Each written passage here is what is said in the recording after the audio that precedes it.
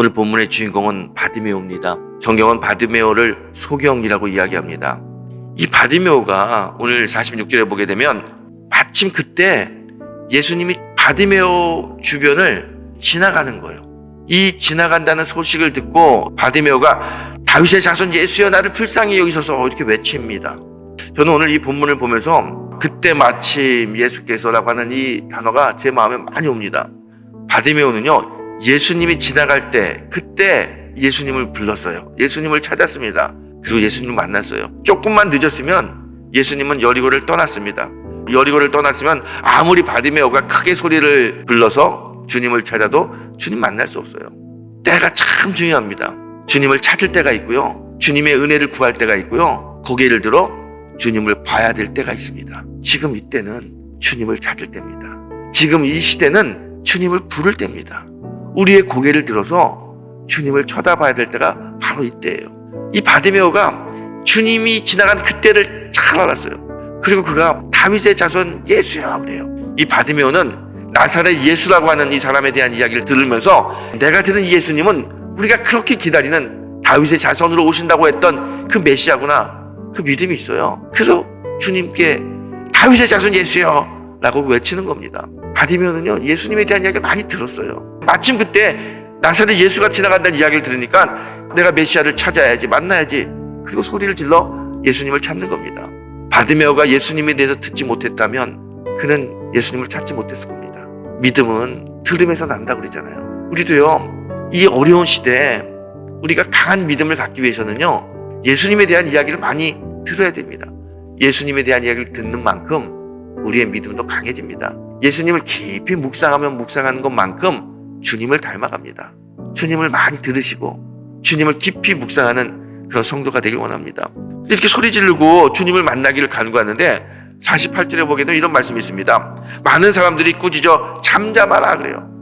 바디메오는 주님을 만나게 했다고 하는 이 간절한 믿음을 가지고 주님께 나오는데 주변의 사람들이 주님을 만날 수 없게 만드는 거예요. 그때 바디메오가 어떻게 합니까? 더 크게 소리를 질렀어요. 더 크게 소리 지르고 주님을 찾습니다. 여러분, 우리가 주님을 만나려고 할 때 여러 가지 시험이 와요. 그때는요, 더 굳세게 주님 앞으로 나와야 됩니다. 그래야 주님 만나는 겁니다. 그렇게 그가 소리 지르며 주님을 찾았을 때 주님이 그 소리를 듣죠. 그 바디메오의 간절한 소리에 가던 길을 멈추고 섰어요. 그리고 그 사람을 불러오라고 이야기합니다.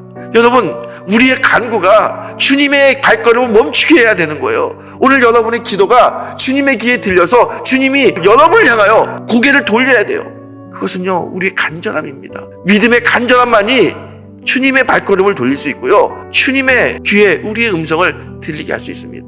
오늘 이 아침 간절한 마음으로 여러분의 기도의 제목을 주님께 올리는 그런 시간이 되길 원합니다. 50절에 보게 되면요, 바디메오가 그 소리를 듣고 맹인이 겉옷을 내어버리고 뛰어 일어나 예수께 나오곤 하고요.